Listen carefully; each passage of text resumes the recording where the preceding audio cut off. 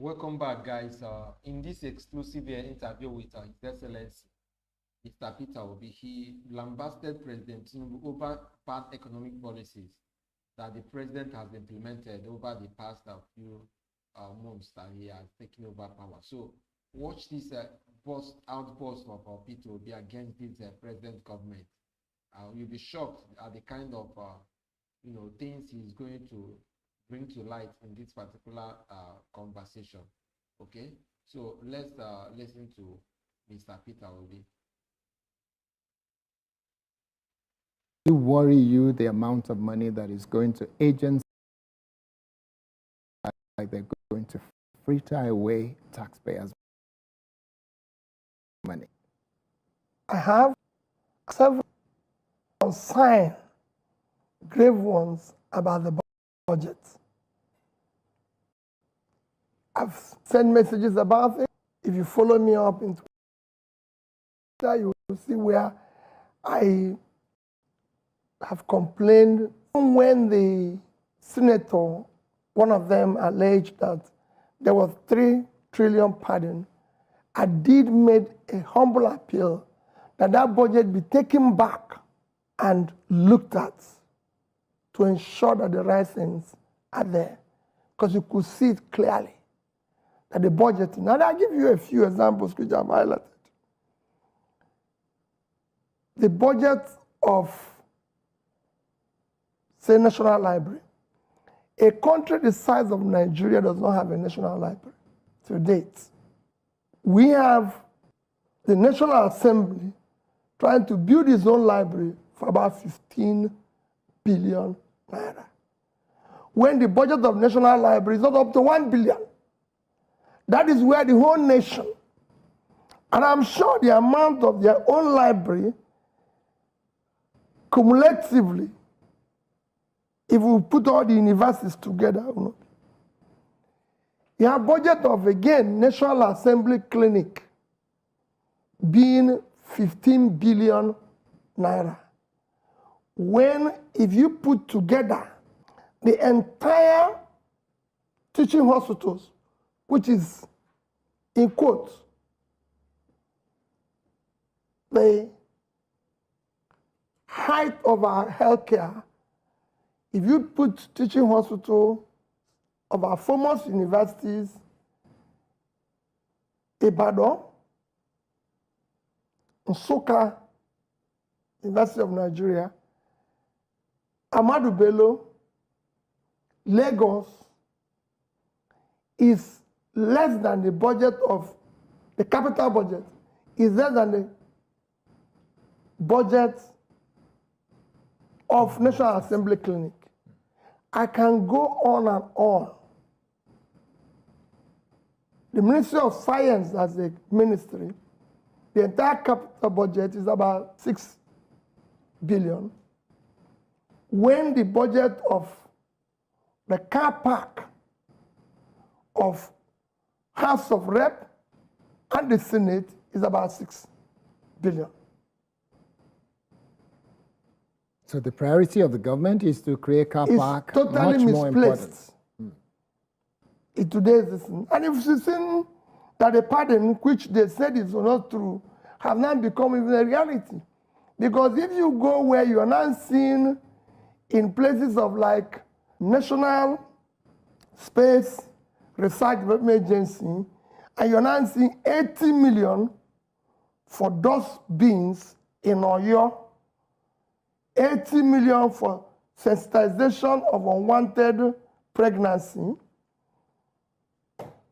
170 million for sensitization for traditional rulers on peace and conflict resolution in space agency. So what space agency got to do with traditional rulers? You can believe it. You're now seeing where we have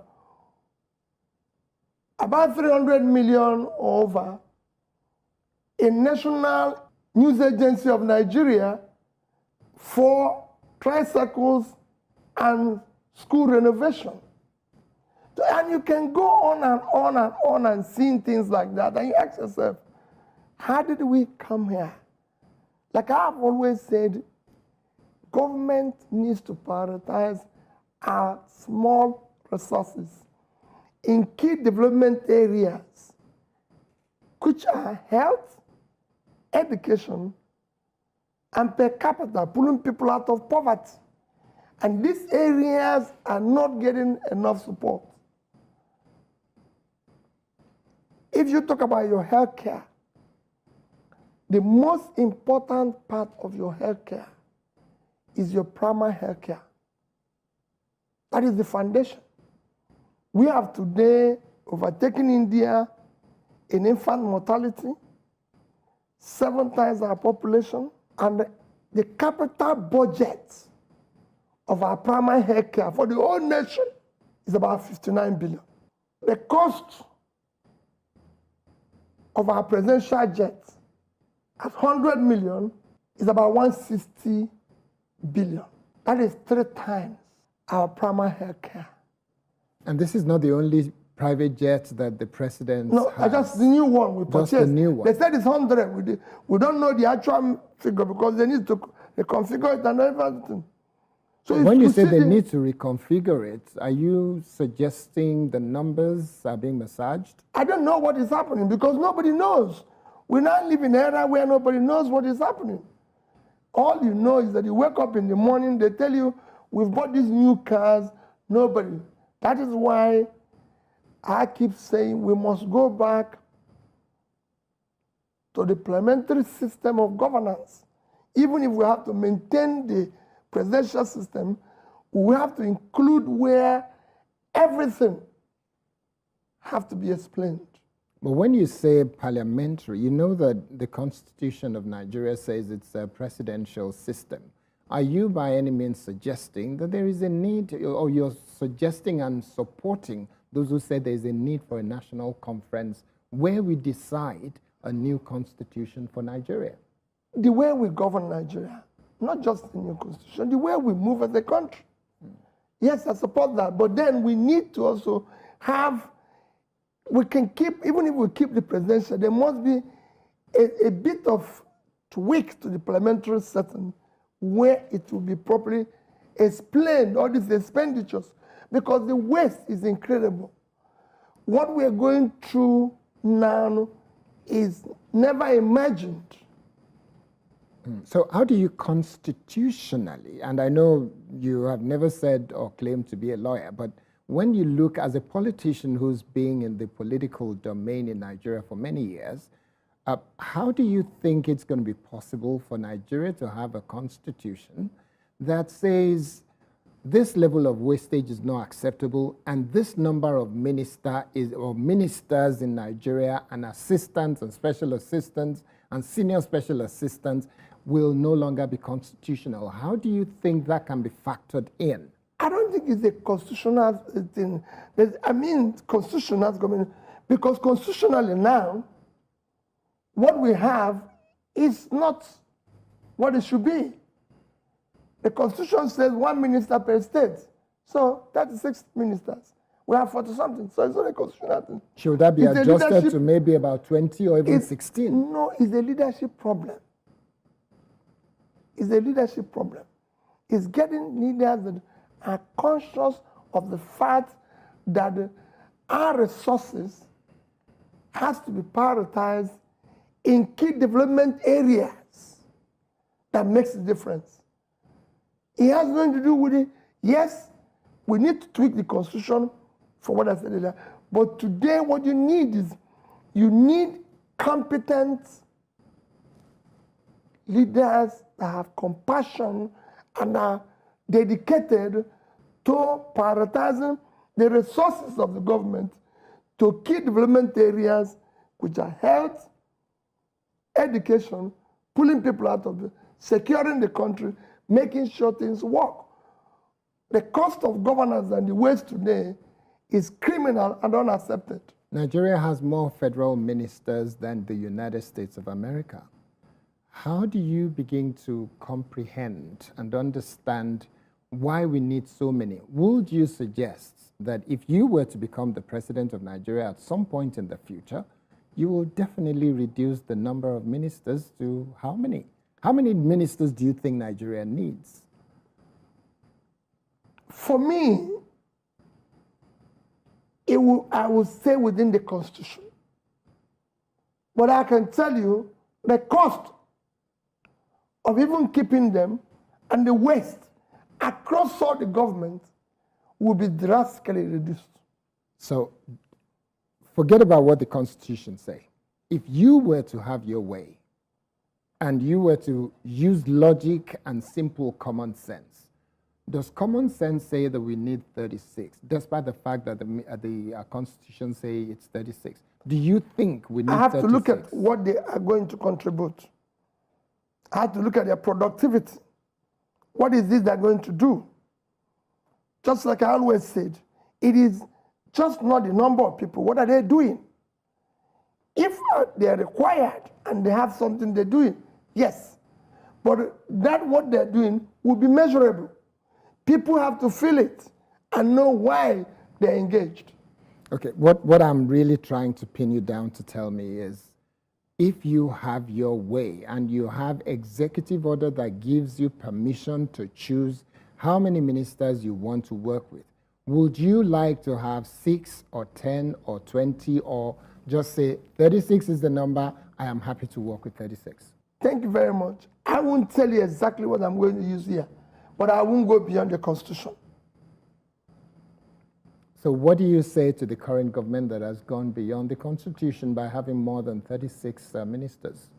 They should stick to the Constitution and do the right thing. Because that's the basis on which they're governing. That is what they swore an oath to keep. The oath is to respect and keep the Constitution. So you live within it. That is actually the essence of what you're doing. So would you call the action of the current government and the support that they've got from the National Assembly, would you describe it as illegal and unconstitutional? Yes, it is. Because you're not working with the Constitution. You have to work with the Constitution. That is your Bible. That's what you swore an oath to keep. You cannot swear an oath to obey this and do otherwise. It's the same thing that is happening. Whether you're talking about issues of mismanagement of resources, corruption, everything, you're going out of the oath you swore to uphold.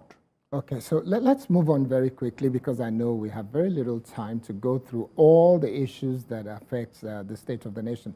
Now, the budget in Nigeria in the last 8 years has consistently been very low on investment in the area of agriculture.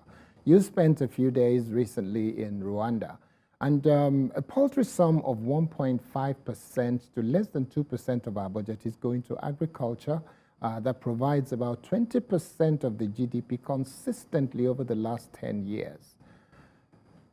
What is your feeling about this, and what kind of number do you think this government should be looking at in terms of percentage of the 23, 25 trillion naira that is being budgeted for the entire nation? How much do you think should be going to agriculture, and why? Well, let me you were even generous to them to say it's about 1.5. I don't think it's about 1.5, because the budget of agriculture this year is 362.9 billion, 363 billion, and the entire budget is about 28 point something, so it's about 1.3 trillion. So we're generous by giving them more. But for me, let me go back to my position on agriculture. Is to say that the two most critical area in Nigeria that is actually giving us the crisis is personal insecurity and food insecurity. And by solving food insecurity, you would have done a lot in dealing with personal or human insecurity. Because today, from the all records, you have 38 million people on the verge of extreme hunger. And you have huge number of your poverty capital of the world. So by going to deal with food insecurity, you're going to invest in agriculture, which will solve hunger, which is one of your biggest crises today being 109 out of 120-something countries measures hungriest country. You're going to solve your hunger. You're going to create huge job because you're seeing it as the biggest in terms of GDP contribution. It's actually the same thing in employment. So you're going to solve issue of unemployment because it's going to employ more people. It's going to help you, your industries, because they have raw materials to process. The entire value chain is agriculture, processing, marketing, and of course, till it gets to the table where people eat. So you're going to be dealing with that entire value chain, which will create jobs. It's going to help you to deal with the issue of inflation, because the biggest contributor to inflation today, negatively, is food inflation. By having more product, you're going to bring it down. You're going to be saving money you use in importation of food products, again helping your foreign exchange stability. And if you export, it's going to help you to bring. So everything about agriculture is a win-win that you need to invest aggressively on it. Because by pulling people out of poverty and everything, you reduce the criminality and all that. For me, areas of agriculture, which deals with the third issue of development, pulling people out of poverty, health and education will receive no less than 10% each of the budget. And it's important. But if you look at what we have said about agriculture, if you look at your agriculture today, with a budget of 263 billion naira, in fact, out of that 363 billion, the actual thing that you're investing is 252.8, under 253 in capital budget. By the time you add 160 for new jet, 21 billion for new VP house, 15 billion for Library of National Assembly, 15 billion for their clinic, and all other furnishings, you find out you have actually 250-something billion for the entire country to solve issue of hunger. In fact, the overhead for the entire agricultural ministry is less than 10 billion, which is about the money you have spent, about 50% of the money you spent just in housing the vice president. All right, we're going to take a short break, and when we come back, we'll continue the conversation. And when we come back, the first question I want to ask you is, you look at the National Assembly today, and you wonder, there is no difference between any of the political parties. What are your thoughts about it? But let's hang on for just a minute. We'll take a short break. When we come back, we'll have that conversation. Stay with us.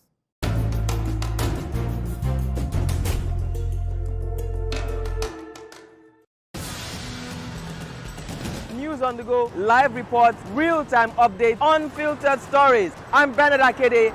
This is News Central.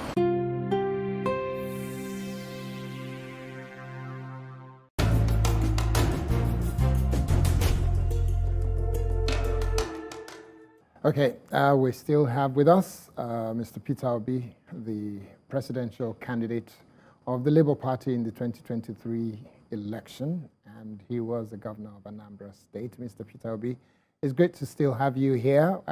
We don't have a very long time, so we'll make use of the limited time that we've got to have you in our studios here at News Central in this exclusive interview. So tell me, Nigerians are saying, that all politicians are the same. In just a few minutes ago, you were invited to our newsroom and you told the young journalists, all of them that work for News Central, you told them that the problem of Nigeria is not Nigeria, it is politicians. That is the problem of Nigeria. So nobody should be praying for Nigeria, they should be praying for our politicians. Now that brings me to this question that a lot of Nigerians are asking about our politicians. The President of the Federal Republic of Nigeria decided that he wanted to make the National Assembly members happy by providing them brand new vehicles that cost a whopping sum. That is the dream of so many Nigerians, but they just could never touch. There is not one member of the National Assembly that rejected this vehicle, not even members of Labour Party in the National Assembly. What does that tell you about the quality and caliber of human beings that are called Nigerians that are in the National Assembly? If you recall when I mentioned to the young ones, very energetic, hardworking young ones in this facility, I said that we are the problem. I didn't exclude myself. I said we, the politicians, are the problem. I didn't exclude myself. And I was discussing with somebody yesterday, and I said to him, I read philosophy. And in philosophy, there's a topic called syllogism. And it says that when you have over 75%, you can't generalize without committing fallacy of generalization. In Nigeria, 95% of the politicians are the same. So the 5% remaining is very negligible. What we are saying is, how do we get one that will say, okay, I've had somebody confront me and said, okay, Peter, you wasted energy and time and you saved money. And when you were leaving government, you left huge amount of money. So tell me, which price did you get from doing that? Every other person took money and they are enjoying themselves today.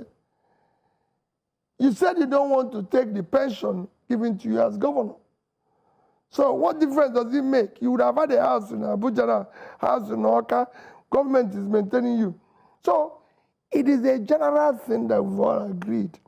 That's why I always say, this is a criminal entity, organ, hijacked by criminals. The only way it can work is to dismantle it. But I know that if you have a leadership that can govern with determination, it can dismantle it. I have been a state governor, and I know what you mentioned with National Assembly is not the buying of the vehicle, but the impact on the society is far worse. Tell me how you can have the National Secretary of National University Commission recently said that Nigerian universities are in urgent need of PhD holders. I ask myself, who wants to be a PhD holder? If you become a PhD holder, you are employed as a graduate assistant level 2 or so in university. Your salary is 150,000 naira. Let me be generous and give you 200,000. That means in 1 year, you earn 2.4 million. Let's say it's 2.5 million. 2.5. If you decide as a PhD holder with 2.5 million naira annual salary to buy the car they've given to somebody whose only qualification is secondary school, it will take you 64 years. So what do we... Why would anybody want to be a PhD holder? The level of criminality amongst our politicians is a disincentive to people who want to study. When we talk about corruption, the reason why, because this is corruption, the reason why it is bad for society is that corruption kills entrepreneurship. Nobody thinks in a corrupt country. I said every day, why will I work hard to create a business and suffer to grow the business when I can make more money from being a politician? So you don't see people struggling to build business. Corruption kills professionalism. Why am I going to work hard to MPhD, research to be a professor? Because what I told you now, for a professor, is double the salary, 400,000 if he's paid. Why will I struggle to be a professor?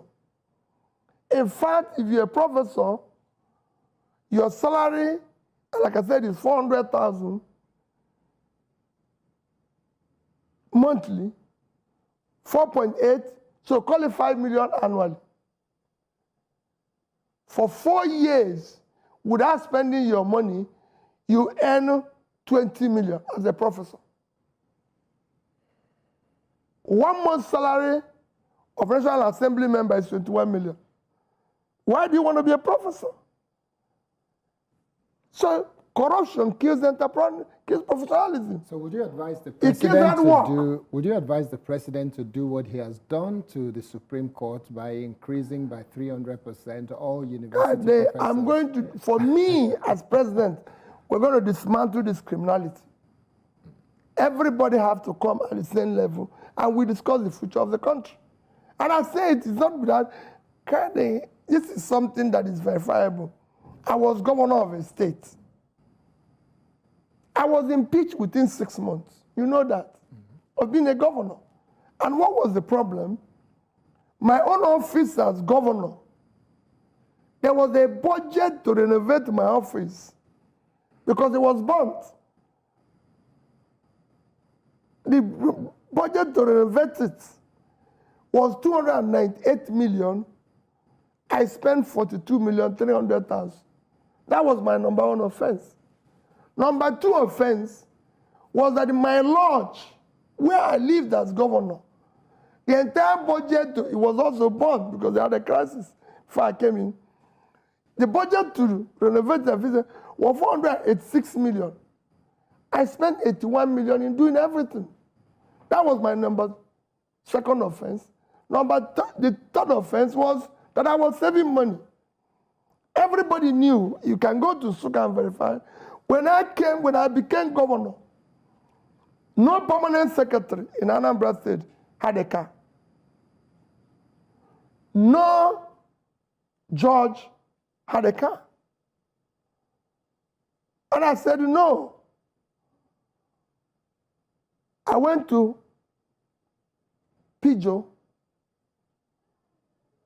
It's still on record that I was about the highest number of Pijo ever bought by government. When I was governor, I went there and said, supply us 50 vehicles, 406. And in my first year, for 4 years, the vehicle I used as governor, it was 406. Permanent secretary, everybody was using the same car. 406 for the 4 years.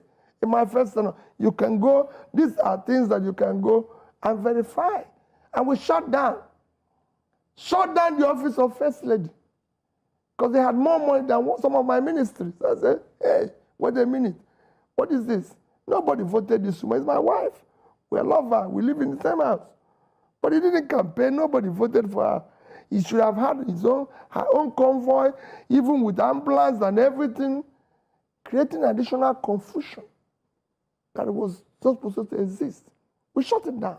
Let me go back to the budget that was initially proposed as 27.5 trillion, while 28.7 trillion was passed by the National Assembly and signed by the President. Who do we blame for those situations where we are bleeding money for every questionable things while our debt continues to skyrocket and we're struggling with high fuel costs, high food costs, high inflation, and people are saying we're hungry. Where do we put the blame? Squarely on the man who is in charge. President Bola Ahmed Tinubu. Period. Nobody else. He is the man voted for. He is the man they declared the winner. Why did you say they declared him winner? Well, he was declared the winner. Okay. Yes, he is the one who is responsible. No other person. That's why I told you I was impeached. Because I was the man they elected. That's why I can abolish First Lady office, abolish everywhere, and determine that I'm going to change this place. And I can do that comfortably. Look at our debt rising irresponsibly. There's nothing wrong in borrowing. Borrowing for any government globally is accepted. People make reference with every other country today. I've compared so many countries with the issue of borrowing. Even countries people cite, like Singapore. Singapore today owes over 100% of their GDP. But they have a clear law that all borrowed money must be for investment. Japan owes over 200% of their GDP in debt.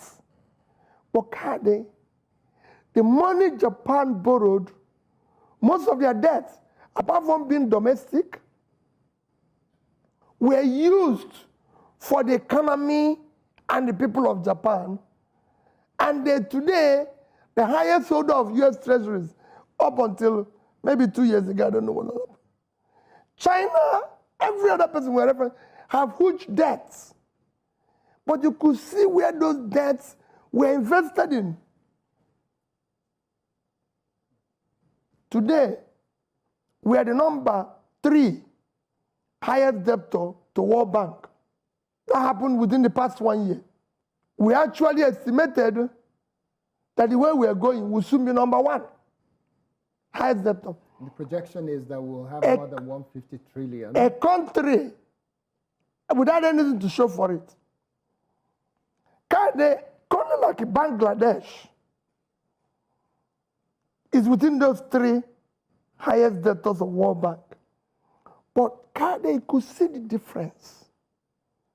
It is very clear. In 2015, let me not go back for that. 2015, when this APC government started, our debts was a third of what it is today.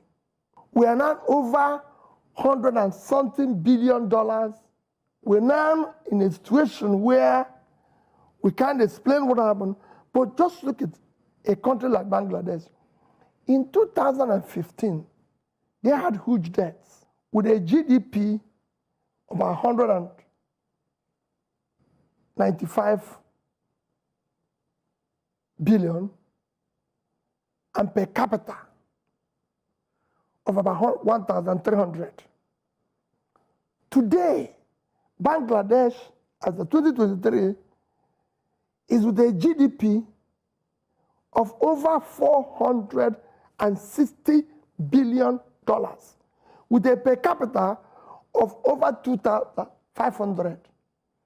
Nigeria in 2005 had a GDP of over nearly 500 billion, with per capita of over 2,500. Today,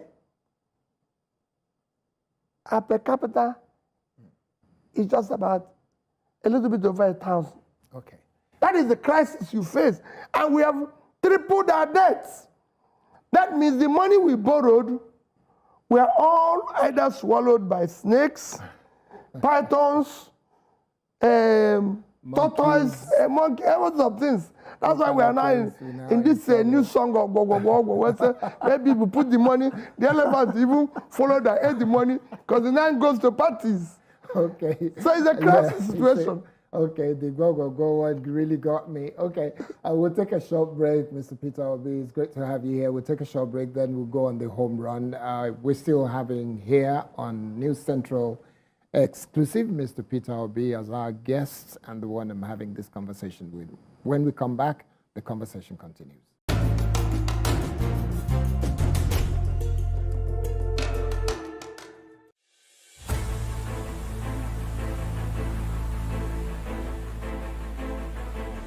The new Central Town Hall series brings you face to face with the people at the center of critical conversations. When the shooting started, where they killed the military, we lost 86 persons here in Okama community. It's not even up to 5 minutes. Our building collapsed before the building that cast fire. The building where daddy give to me, everything don't collapse. Women and children are suffering, nowhere to sleep, because notice was not given before the house was demolished. It's a 700 kilometer stretch of road. It's going to take at least 8 years. It doesn't need to start here, this minute, this moment. We go straight to the heart of issues to engage communities, leaders, experts, government representatives, and other stakeholders for veritable solutions. We have more than 100 million Nigerians living below the poverty line. We are suffering, we are hungry, no money to buy anything. Please, I plead the government for assistance to help us. The battle that we are at right now is a battle that is between the rich and the poor. You know for a fact that there will be people whose voices will be the loudest, but yet those are the voices that you shouldn't listen to, for one reason or the other. News Central Town Hall. We are here to listen, to learn, and to take action together.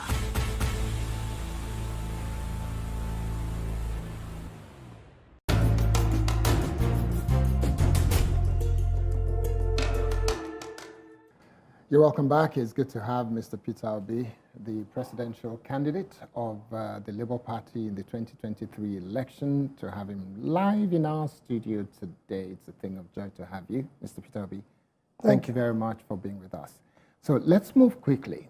I want to talk about the fuel subsidy. But before I do that, let me ask you a question that just requires a very short and straightforward answer. You've said that our politicians are... So guys, you have heard it from Mr. Peter Obi. This is someone who is passionate to see Nigeria work, and it's so appalling that if Nigeria is a country that is desirous of its growth, people who know their onions like Peter Obi are the ones that should be at the helm of affairs. I mean, he's someone who understands the dynamics of economic growth, especially for a developing country and the economy such as ours in Nigeria. So, but it's quite unfortunate that he has not been given that chance to rule the nation.